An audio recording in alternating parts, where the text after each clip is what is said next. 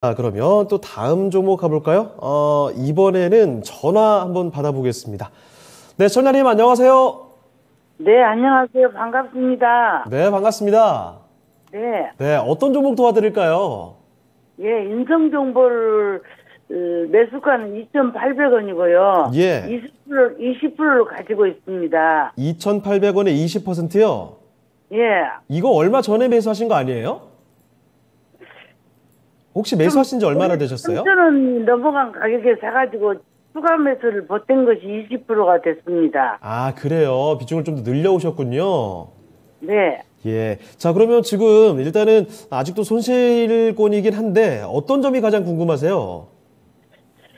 그때, 이제 비대면 공부를 하는데 도움이 되는 주식이라고 그렇게 말 들어가지고요. 예. 그냥 샀는데, 네. 이상하게 내가 잘못됐는 것 같아요. 그래가지고 계속 내려가고 있어서 예, 알겠습니다. 2,800원이라도 올 수 있으면 팔으면 되는가 하고 그것이 궁금해서 여쭤보려고 연락드렸어요. 알겠습니다. 코로나 확진자 수가 워낙에 좀 늘어나다 보니까 이 원격 진료 쪽 관련돼서 언급이 되는 종목 중에 하나죠. 자, 그래서 매수를 하신 모양인데 생각보다 주가가 조금 내려가다 보니까 걱정이 많이 되신 모양이에요. 자, 그러면 인성정보 이제 어떻게 파악하면 좋을지 살펴보겠습니다. 잠시만 기다려주세요. 네. 예. 자, 이거문 전문가님, 인성정보입니다. 2,800원에 20%.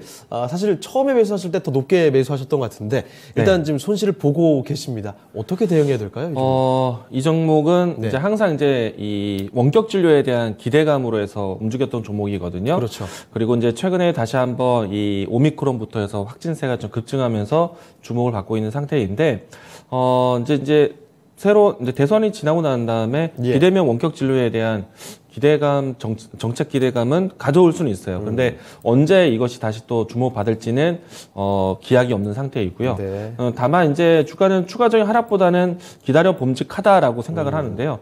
이유는 지금 오미크론 확진세가 상당히 급증하고 있고, 그렇죠. 그리고 이제 오미크론 신규 확진자에 대한 숫자보다는 더 중요한 거는 중증 환자에 대한 수치가 얼마만큼 커지고 있는가에 대한 부분들인데, 어제까지 또 수치를 본다라면은 1,000명대 중증 환자들이 좀 발생하고 있는 상태이거든요. 예.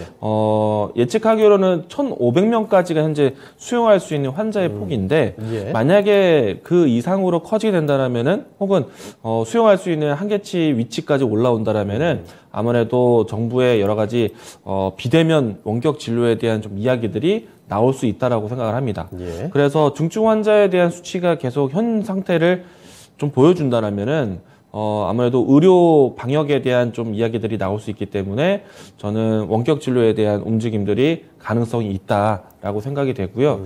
오늘 사실 대선 이후에 많은 종목들이 움직임이 남았는데 윤석열 이 후보가 그동안에 이야기했었던 정책 종목들을 좀 살펴보게 됐어요.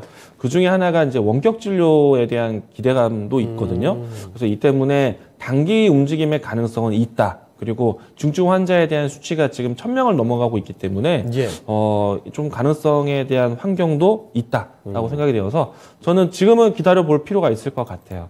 그리고 이제 매수하신 가격대에 대한 움직임들의 폭은 사실 아주 부담스러운 위치는 아니거든요. 그래서 반등 나온다라면은 이 위치까지는 충분히 회복할 수 있을 것 같은데 원격 진료에 대한 기대감이 사실 계속 반복이 되다 보니까 그동안에 움직임이 나올 때는 또 크게 움직임이 나오기도 했습니다. 근데 이제 이거를 확정적으로 이야기 드리기는 좀 어려울 것 같고, 만약에 제가 투자를 한다라면은 원격 진료에 대한 가능성, 사실 이번에 중증 환자에 대한 수치가 잡힌다라면은 우리나라 내에서도 본격적으로 위드 코로나 정책이 나올 수밖에 없어요.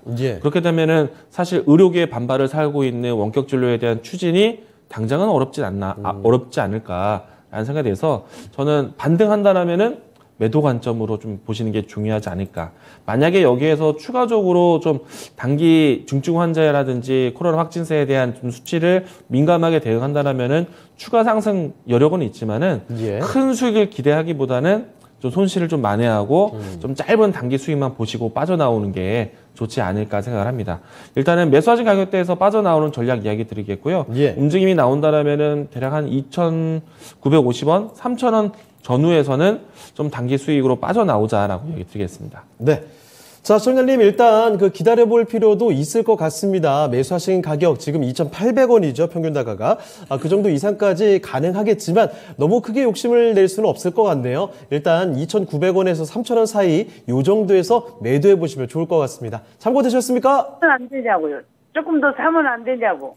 비중을 좀 늘리는 건 어떠세요? 사는 건 좀 부담이 될 것 같아요. 지금 선택할 수 있는 종목들은 생각보다 좀 넓게 있거든요. 예. 근데 이제 원격 진료 같은 경우에는 결국에는 뭐 주요 단체에서는 좀 부정적으로 볼 수도 있겠지만은 예. 결국에는 기술이 발전하다 보니까 원격 진료 시스템에 대한 부분들은 갖출 수밖에 없다고 봐요. 예. 그래서 좀 멀리 본다라면은 원격 진료에 대한 키워드를 계속 반복이 되겠지만은 워낙에 지금 최근에 이 종목들 같은 경우에는 코로나에 대한 확진세가 커질 때만 움직임이 나오는 경향이 있어요. 그런데 예. 지금의 오미크론 사태를 본다라면은 확진세가 커진다고 해서 크게 위기의식을 느끼기보다는 위드 코로나로 넘어가는 과정으로 긍정적으로 해석하고 있거든요. 그렇기 때문에 이번의 반등은 아주 대단한 높이를 보는 것이 아닐 수도 있다. 그래서 저는 여기서 반등의 가능성은 있지만은 그렇다고 해서 비중을 좀 늘리거나 단가를 낮출 필요까지는 없다. 왜냐면은 매수하신 가격대가 반등하는데 아주 어려운 자리는 아니라고 생각되거든요. 예. 그래서 단가를 굳이 급하게 낮출 필요는 없을 것 같아요. 그리고 저는 신규 접근도 사실 조금 굳이 고민을 하고 있기 때문에 신규 매수에 대한 부분들도 적극적이지 않다라면은 굳이 비중을 더 늘릴 필요는 없다. 현재 비중으로만 좀 가져가자라고 이야기 드리겠습니다. 네. 자, 시청자님 일단 인성정보 이런 종목이 예전에는 코로나 신규 확진자가 늘면은 주가가 급격하게 올랐는데 최근에는 확진자가 많이 늘어도 그 주가 상승폭이 좀 줄어드는 것 같긴 해요. 그래서 이 한 종목의 비중을 너무 많이 늘리지 마시고 지금 가진 비중 그대로 접근하시면 좋을 것 같습니다. 참고되셨죠? 네, 전문가님 감사합니다. 고맙습니다. 네, 다음에 또 궁금한 점 있으면 전화 주세요.